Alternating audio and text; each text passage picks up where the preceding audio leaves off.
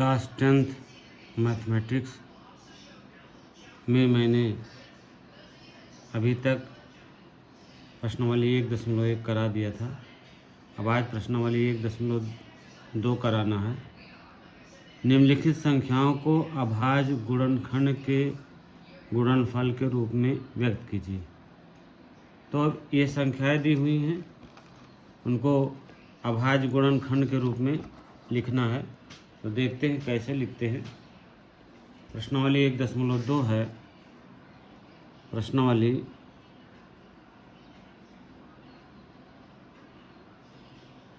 1.2 है। अभाज्य गुणनखंड के रूप में लिखना है। जैसे 140 का पहला प्रश्न है 140। अब 140 के टुकड़े करेंगे। 140 को हम तोड़ेंगे। जैसे 140 है तो इसको 2 से कट करेंगे। 2 सत्ते 14, 70 आ गया। और 35 दूना 70, ये हो जाएगा। और 5 सत्ते 35। यानी 140 को हम किस तरह से लिख सकते हैं? 2 गुणे 2 गुणे 5 गुणे का 7। तो ये हमारा आ गया 2 पावर 2 गुणे 5 गुणे 7। तो ये हमारा अभाज्य गुणनखंड के रूप में हो गया। 140 का जो अभाज्य गुणनखंड आया वह आया 2 पावर 2 गुणे 5 गुणे 7। इसी तरह से दूसरा सवाल आ जाइए। दूसरे सवाल में हम आते हैं 156 का। 156 को अभाज्य गुणनखंड के रूप में लिखना है। तो 156 को तोड़ लीजिए। 156 को जब तोड़ेंगे तो 2 से काटेंगे। 2 सत्ते 14, 2 8 16, 2 3 6, 2 9 18, 3 1 9 3, 3 3 9। तो इसके जो अभाज्य गुणनखंड आए वो आ गए आपके 2 गुणे 2 गुणे 3 गुणे 13। तो ये हो जाएगा 2 पावर 2 गुणे 3 गुणे का 13। तो इस तरह से इसके अभाज्य गुणनखंड हो गए। तीसरे में आते हैं। तीसरा क्या कहता है? 3825। 3825 3825 का करना है। तो 3825 को हम 5 से कट करेंगे। 5 सत्ते 35, 3 आया, 5 36 और 5 25। उसके बाद फिर इसको हम 5 से कट करेंगे। 5 गुना 5 बचा 2 और 5 25 और 5 दिए 15। 153 आ गया। आप किसी 3 से काटें। 3 5 15, 3 1 9 3। ठीक है। अब फिर अगर हम इसको 3 से काटते हैं तो कितना बचता है? 3 1 3 और 3 सत्ते 21, यानी लास्ट में 17 आ गया। तो इसके अभाज्य गुणनखंड होंगे 5 गुणे 5 गुणे 3 गुणे 3 गुणे 17। तो हो जाएगा 5 पावर 2 गुणे 3 पावर 2 गुणे 17। तो ये इसका अभाज्य गुणनखंड हो गया। अब इसको इस तरह से लिखते हैं 3 पावर 2 5 पावर 2 गुणे का 17। तो इस तरह से लिख लेते हैं। अब आ जाइए अगला क्वेश्चन आ जाइए। चौथा क्वेश्चन आ जाइए। चौथा क्वेश्चन क्या कहता है? चौथा क्वेश्चन है 5005। 5005 तो 5005 को हम सबसे पहले तोड़ते हैं। 5005 है, 5005 को हम 5 से तोड़ते हैं। तो 5 का नम 5, 0 0, 5 का नम 5। फिर इसको किससे तोड़ते हैं?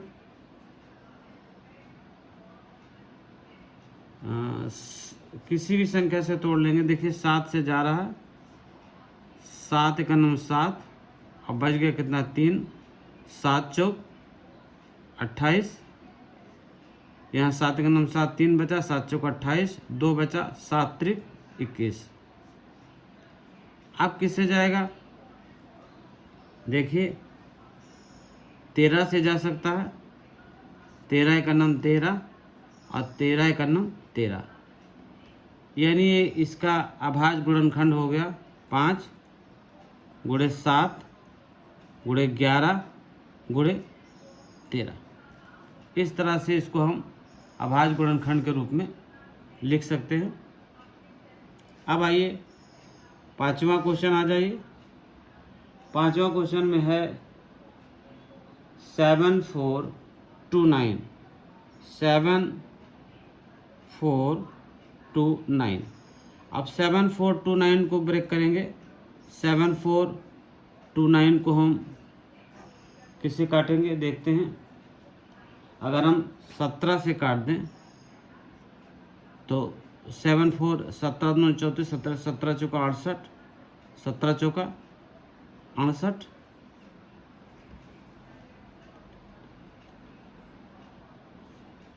अब कितना हासिल आ गया? इसमें आ गया 10। अब 10 आ गया तो 17 चौथे 17 के 17 चौका 17 17 छक्का 102, 17 छक्का 102। यानी इसको जब हम फैक्टर करेंगे तो आ जाएगा 17 गुणे 19 गुणे 23। इसको कर लीजिएगा, हमने इसको पहले से ही कर रखा, तो इसको तोड़िएगा आराम से तो आ जाएगा। पहले 17 से ब्रेक कीजिएगा, फिर 19 से कीजिएगा, फिर 23 लास्ट में बैठ जाएगा। तो इसका जो अभाज्य गुणनखंड आएगा वो आ जाएगा 17 गुणे 19 गुणे 23। तो इस तरह से प्रश्नावली 1.2 के पहला सवाल हो गया। अब प्रश्नावली 1.2 का दूसरा सवाल देखते हैं। दूसरा सवाल कहता है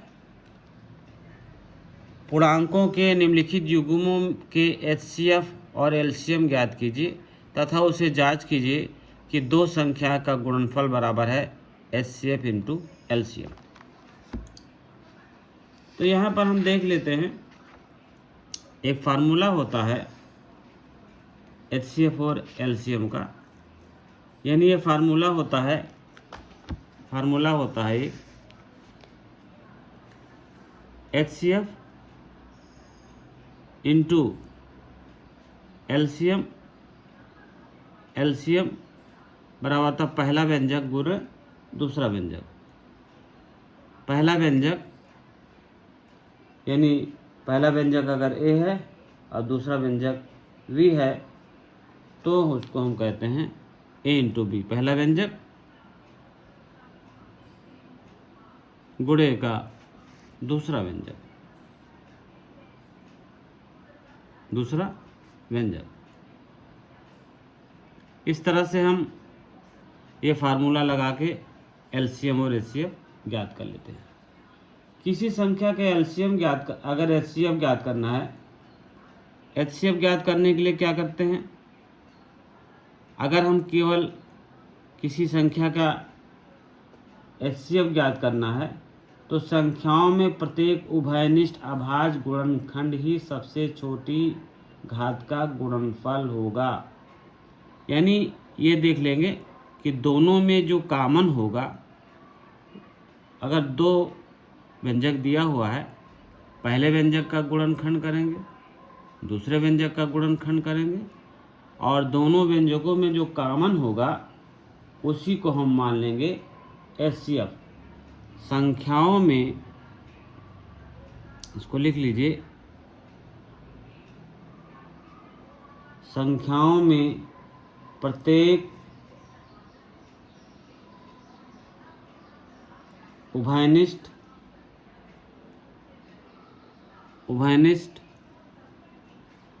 अभाज्य गुणनखंड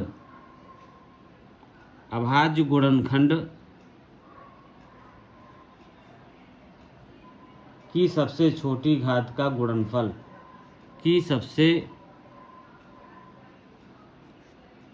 छोटी घात का गुणनफल, छोटी घात का गुणनफल जो होगा वो क्या होगा, आपका HCF होगा। और एलसीएम क्या होता है?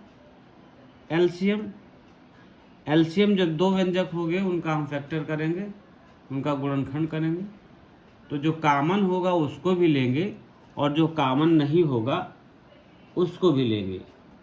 यानी संख्याओं में संबंध, संख्याओं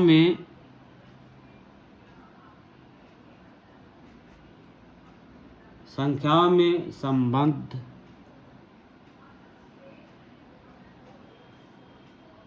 प्रत्येक अभाज्य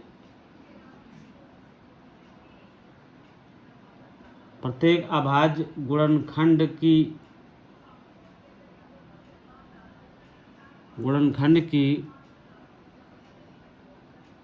सबसे बड़ी घात का गुणनफल, सबसे बड़ी घात का गुणनफल।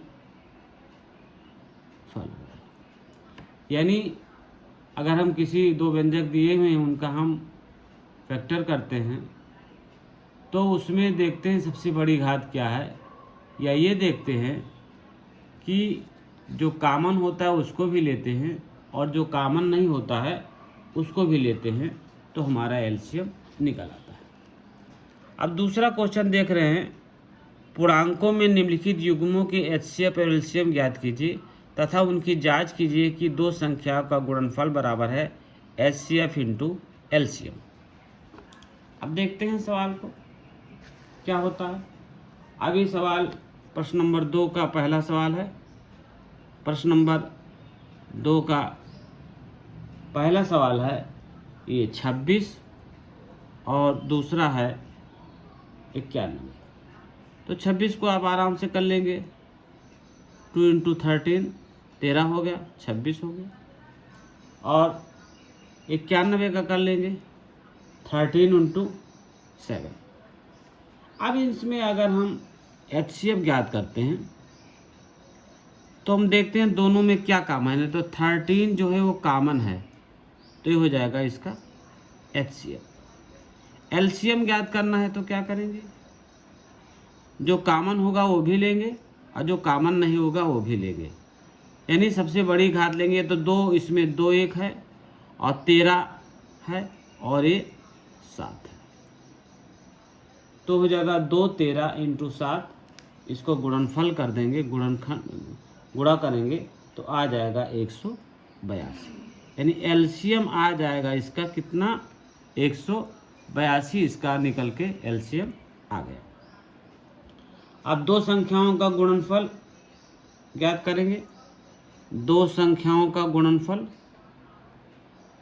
दो संख्याओं का गुणनफल ज्ञात करेंगे। गुणनफल तो दो संख्याएं कौन कौन सी हैं, एक है 26, एक है 91।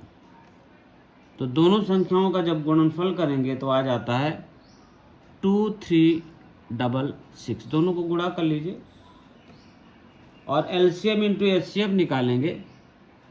एलसीएम इंटू HCF यानी जो एलसीएम आया है उसका गुणा और HCF आया है उसका गुणा। तो एलसीएम आया है 182 और HCF आया है 13। इसको दोनों को गुणा करेंगे तो आ जाएगा 2366। अतः हम कह सकते हैं कि एलसीएम इंटू एचसीएफ बराबर होता है दो संख्याओं का गुणनफल। दो संख्याओं का गुणनफल जो होता है वो एलसीएम इंटू एचसीएफ के बराबर होता है। दो संख्याओं का गुणनफल जो होगा वो एलसीएम इंटू एचसीएफ के बराबर होगा। अगला क्वेश्चन आते हैं। अगला क्वेश्चन है 92 तथा 510। दूसरा क्वेश्चन है 92 तथा 510। अब 92 का फैक्टर कर लीजिए।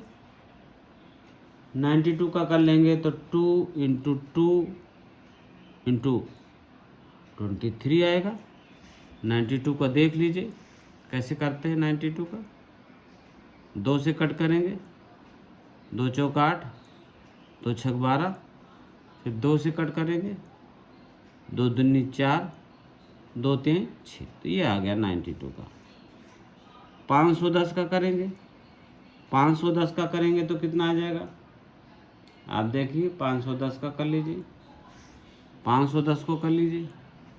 510 को पहले 2 से कीजिए तो 2 दूनी 4, 2 पंचे 10 और 2 पंचे 10। उसके बाद इसको कर लीजिए 3 से। देखिए 3 से जा रहा है, 3 से जाएगा, 3 अट्ठे 24, 3 पचे 15। अब किससे जाएगा ये, अब जाएगा 5 से।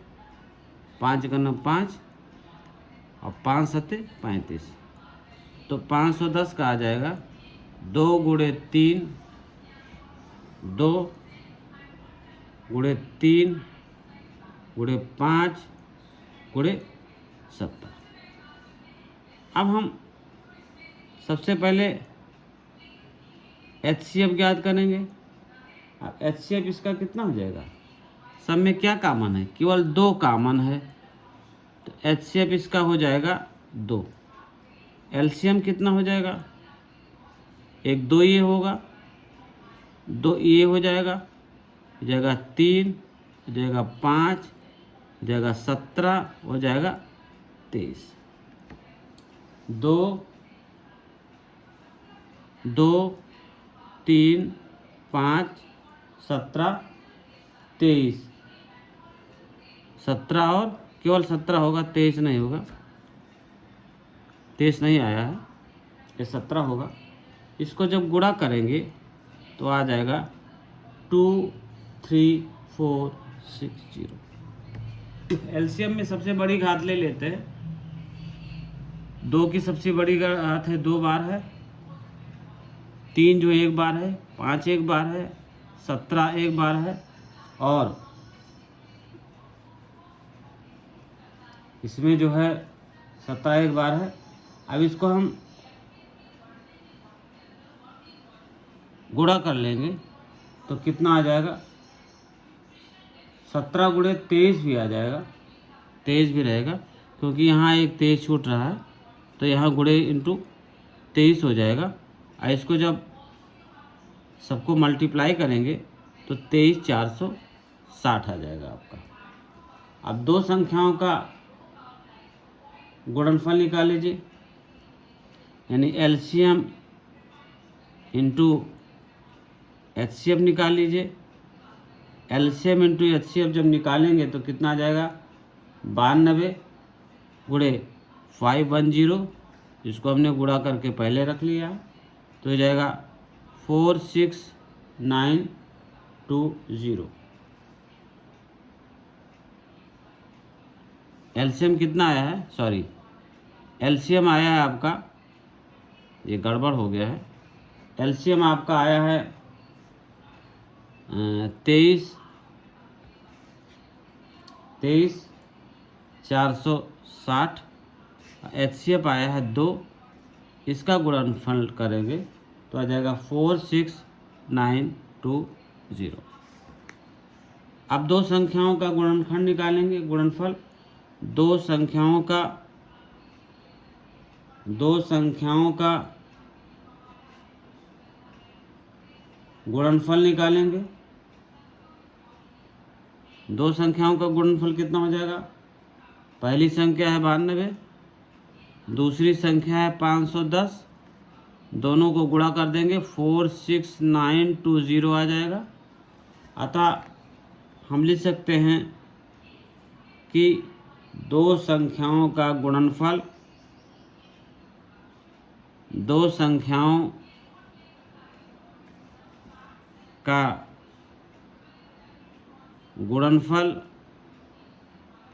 बराबर होगा एलसीएम इंटू HCF।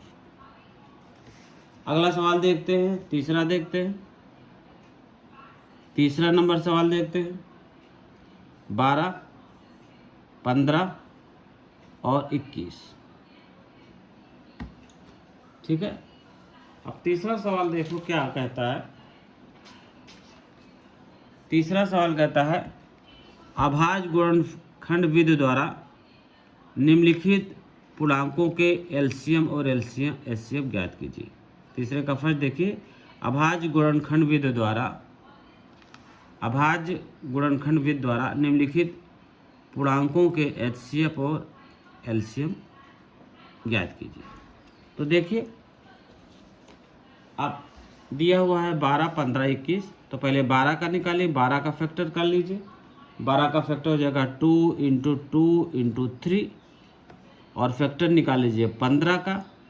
15 का निकाल लीजिए 3 इंटू 5, 3 इंटू 5, और निकाल लीजिए 21 का निकाल लीजिए 3 इंटू 7। अब इसका हम निकाल लेते हैं HCF। तो HCF निकालते समय देखते हैं कि 3 सम में कॉमन है, तो HCF हो जाएगा आपका 3 हो जाएगा। और LCM कितना होगा? जो कॉमन है उसको भी लेंगे, जो कॉमन नहीं है उसको भी लेंगे। तो 2 ये कॉमन नहीं है, ये 2 कॉमन नहीं है, इसको ले लिया। 3 कॉमन है, उसको भी ले लिया। 5 को भी ले लिया और 7 को भी ले लिया।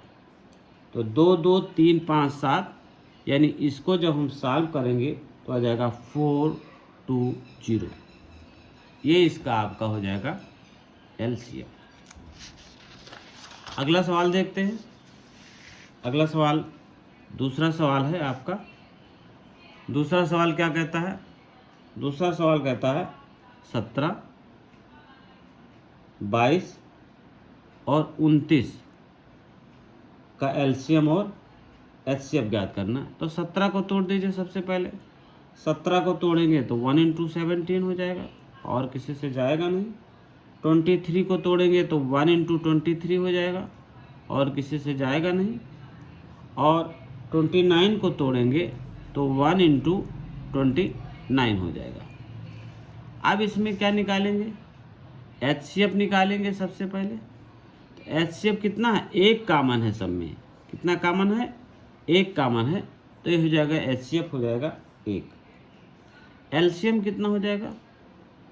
LCM का मतलब होता है 1 भी ले लिया, 17 भी ले लिया, 23 भी ले लिया और 29 भी ले लिया। सबको गुणा कर दीजिए तो जाएगा 11339। ये आपका हो गया LCM। अगला क्वेश्चन आते हैं। अगला क्वेश्चन है आपका 8, 9 और 25। थर्ड क्वेश्चन है 8, 9 और 25। अब 8 को तोड़ लेते हैं सबसे पहले। तो 8 का कितना हो जाएगा? 2 इंटू 2 इंटू 2, 8 का हो गया। 9 का हो जाएगा 3 इंटू 3, ये 9 का हो गया। और 25 का हो जाएगा 5 इंटू 5। अब देखिए इसमें कॉमन क्या है? इसमें कॉमन कुछ नहीं है, यानी इसको अगर हम गुणे 1 कर दें, सब में गुणे 1 कर दें, गुणे 1 कर दें तो 1 कॉमन हो जाएगा, तो HCF इसका हो जाएगा, HCF हो जाएगा आपका 1। और LCM कितना हो जाएगा? LCM हो जाएगा, LCM आपका हो जाएगा 2 भी हो जाएगा, एक 2 इधर है, एक 2 इधर है, ये 3 हो जाएगा, 3 हो जाएगा, 5 × 5, ये इतना हो जाएगा आपका LCM। तो इसको आप गुणा कर लीजिए, तो कितना हो जाएगा? इसको जब गुणा करेंगे तो आ जाएगा 1800। तो इस तरह से आपका ये सवाल पूरा हो जाता है। अब अगले सवाल में आते हैं, चौथे सवाल में HCF दिया है 306, 657 बराबर 9 दिया है। LCM दिया है 306, 657 ज्ञात कीजिए। HCF दिया हुआ है तो LCM ज्ञात करना है। HCF इतना दिया हुआ है, यानी दोनों का गुणनफल दिया हुआ है, और ये दूसरा व्यंजक हमको ज्ञात करना है। अब देखो HCF दिया है कितना? 9 दिया है। HCF 9 दिया है, LCM ज्ञात करना है, और दोनों व्यंजकों का गुणनफल भी दे रखा है। ये सवाल नंबर है आपका, सवाल नंबर देख लेते हैं कौन सा है। सवाल नंबर है ये चौथा। तो चौथा सवाल देख लीजिए आप। चौथा सवाल हम देख लेते हैं। चौथा सवाल क्या कहता है? चौथा सवाल कहता है आपका HCF कितना दिया हुआ है? HCF दिया हुआ है आपका 9, LCM जो है वो ज्ञात करना है, और व्यंजकों का गुणनफल दिया हुआ है, संख्याओं का गुणनफल। तो ये फार्मूला लगा दीजिए, संख्याओं का गुणनफल बराबर हो जाएगा HCF × LCM, चाहे जो लिख दिए। तो दो संख्याएं कौन कौन सी हैं? एक है 306, एक है 306, और दूसरी है 657। 306, 657 दिया हुआ है, और एक का मान है 9, और LCM ज्ञात करना है। तो LCM बराबर कितना हो जाएगा? गुणे का जो निशान होता है वो नीचे चला आता है, बाकी ऊपर चला जाता है। 306 गुणे 657 बटे आ जाएगा आपका 9। अब जो है 306 को ऐसे लिख दे, और 9 से 657 को अगर डिवाइड करेंगे तो आ जाएगा 73, और इसका जो सॉल्व करेंगे तो आ जाएगा 22338। तो LCM आपका आ गया 22338 आ गया। अगला क्वेश्चन देखते हैं। अगला क्वेश्चन क्या कह रहा है? अगला क्वेश्चन कह रहा है कि जांच कीजिए कि क्या किसी प्राकृतिक संख्या n के लिए संख्या 6 अंक 0 पर समाप्त हो सकती है। ज्ञात कीजिए कि क्या किसी प्राकृतिक संख्या n के लिए संख्या 6 पावर n अंक 0 पर समाप्त हो सकती है। अब पांचवा देखते हैं। पांचवा क्या कह रहा? देखिए, अब यदि 6 पावर n है, यदि 6 पावर n, जहाँ n एक प्राकृतिक संख्या दिया हुआ है, जहाँ n जो है एक प्राकृतिक संख्या है, प्राकृतिक n एक प्राकृतिक संख्या है, ठीक है। का मान एक ऐसी संख्या है, का मान एक ऐसी संख्या है, एक ऐसी संख्या है, कमान एक ऐसी संख्या है जिसमें इकाई-कांक शून्य है, जिसमें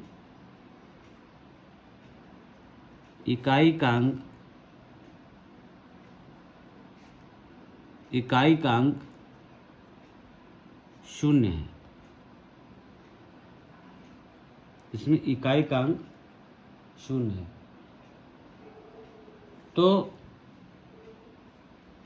6 पावर n 5 से विभाज्य होगा, तो 6 पावर n 5 से कितना होगा? विभाज्य होगा। 6 पावर n 5 से क्या होगा? विभाज्य होगा। चूँकि 6 पावर n बराबर है 2 इंटू 3 पावर n, 6 को क्या लिख सकते हैं? 2 इंटू 3 पावर n, जिसका आशय है कि जिसका आशय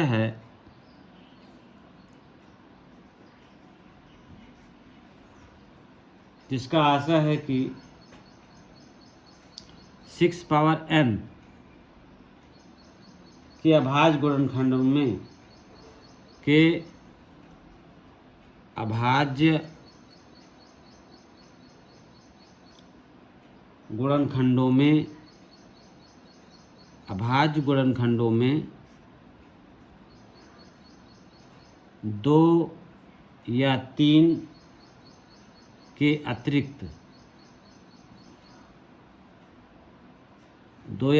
अतिरिक्त कोई अनअभाज्य गुणनखंड नहीं है, कोई अन्य अभाज्य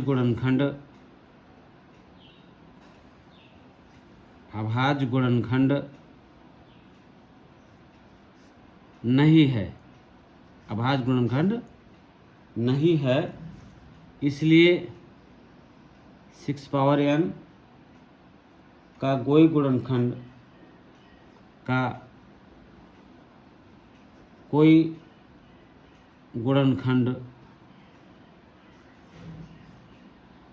5 नहीं हो सकता, 5 नहीं हो सकता। अतः 6 पावर n अंक शून्य पर समाप्त नहीं हो सकती, अंक शून्य पर समाप्त नहीं हो सकती है। अब अगला क्वेश्चन देखते हैं। अगला क्वेश्चन कहता है व्याख्या कीजिए इतना और इतना, यानी 7 गुणे 11 गुणे 13 प्लस 13 और 7 गुणे 6 गुणे 5 गुणे 4 गुणे 3 गुणे 2 गुणे 1 प्लस 5 भाज्य संख्याएं क्यों हैं? इनको हमको दिखाना है कि भाज्य संख्याएं क्यों हैं। तो देखिए, पहला सवाल है छठे का पहला देख लीजिए। ये संख्या है आपका 7 गुणे 11 गुणे 13 प्लस 13। अब हम क्या करेंगे, इसको इस तरह से कर लेते हैं। 13 इसमें कॉमन ले लेंगे, 13 जब कॉमन ले लेंगे तो हो जाएगा ये 7 गुणे 11 प्लस 1, ठीक है।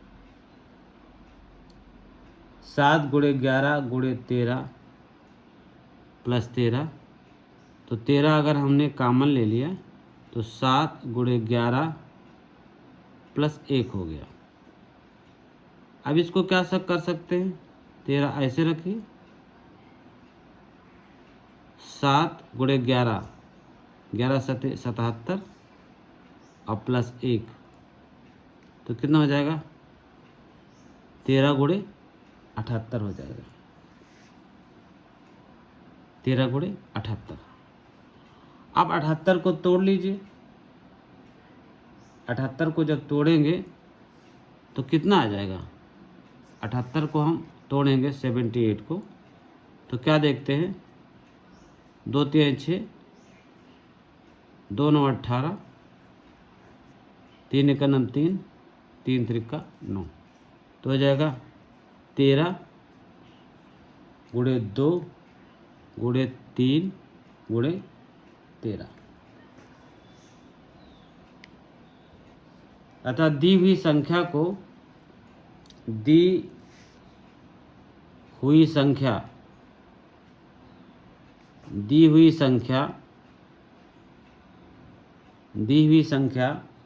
7 गुणे 11 गुणे 13 प्लस 13 को अभाज्य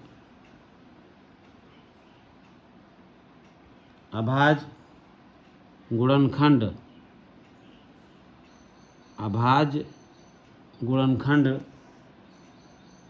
2 गुणे 3 गुणे 13 गुणे 13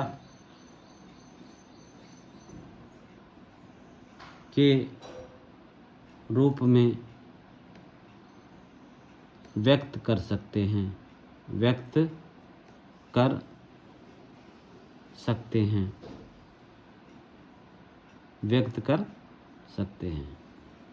या इसको डायरेक्ट गुणा कर लीजिए और फिर 3 ऐड कर दीजिए तो भी इसका मान निकल आएगा। अब छठे का दूसरा आ जाइए, छठे के दूसरे में आ जाइए, 7 गुणे 6 गुणे 5 गुणे 4 गुणे 3 गुणे 2 गुणे 1 प्लस 5। अब इसको सबको गुणा कर लीजिए, 7 गुणे 6 गुणे 5 गुणे 4 गुणे 3 गुणे 2 गुणे 1 प्लस 5। अब इसका जो गुणा किया हमने ये, तो ये आ जाएगा, इस तरह से भी कर सकते हैं, आप 5 कॉमन ले लीजिए, उसके बाद सॉल्व कर लीजिए या डायरेक्ट कर लीजिए तो भी काम चल जाएगा। तो इसका जब गुणा करेंगे तो 504 आ जाएगा और 5 इसमें ऐड हो जाएगा, 50 40 आ जाएगा और 5 इसमें ऐड कर देंगे तो ये हो जाएगा आपका 50 45। अब 50 45 को तो तोड़ेंगे तो कितना आ जाएगा, 1 गुणे 5 गुणे 1009 आ जाएगा। तो दी हुई संख्या इतना को अभाज्य गुणनखंड के रूप में लिखा जा सकता है। अतः दी हुई संख्या कितनी है, 7 गुणे 6 गुणे 5 गुणे 4 गुणे 3 गुणे 2 गुणे 1 प्लस 5 को किस में दे सकते हैं, 1 गुणे 5 गुणे 1009, यानी इसको अभाज्य गुणनखंड के रूप में भी इसको भी लिखा जा सकता है। अब अगला क्वेश्चन आ जाइए। अगला क्वेश्चन कहता है कि किसी खेल के मैदान के चारों एक वृत्ताकार पथ है, किसी खेल के मैदान के चारों ओर एक वृत्ताकार पथ है। इस मैदान का एक चक्कर लगाने में सोनिया को 18 मिनट लगते हैं, जबकि इसी मैदान का एक चक्कर लगाने में रवि को 12 मिनट लगते हैं। ज्ञात कीजिए कि वे दोनों एक ही स्थान और एक ही समय पर चलना प्रारंभ करके एक ही दिशा में चलते हैं, कितने समय बाद वे पुनः प्रारंभिक स्थान पर मिलेंगे। तो अब इसको देख लेते हैं, कितने समय बाद प्रारंभिक स्थान पर मिलेंगे। तो कुल मिला के इसका हमको ज्ञात करना है, एलसीएम ज्ञात करना है। तो 7वां क्वेश्चन आ जाइए। 7वां क्वेश्चन है 12 और 18 मिनट बाद ही मिलते हैं। तो 12 का तोड़ लीजिए, 2 गुणे 2 गुणे 3। 18 का कर लीजिए, 2 गुणे 3 गुणे 3। अब इसका एचसीएफ ज्ञात कर लीजिए। एचसीएफ हो जाएगा, जो दोनों में कॉमन है तो 2 हो जाएगा। एलसीएम कितना हो जाएगा, बड़ी घात कह लीजिए, या जो दोनों में कॉमन है वो भी लेते हैं, जो कॉमन नहीं वो भी लेते हैं। तो ये ले लिया 2, ये 2 अलग है, ये भी ले लिया। 3 कॉमन है, इसको भी ले लिया, और जो नहीं कॉमन है उसको भी ले लिया। तो कितना हो जाएगा, 2 गुणे 2 गुणे 3 गुणे 3, 2 गुणे 2 गुणे 3 गुणे 3 बराबर हो जाएगा 36। तो हम चूंकि एचसीएफ इसको निकालना नहीं है तो हम समझाने के लिए बता रहे थे। इसका क्या निकालना है, एलसीएम निकालना है। तो अतः एलसीएम हमको निकाल लेना है। तो अतः वे 36 मिनट बाद पुनः प्रारंभिक स्थान पर मिलेंगे।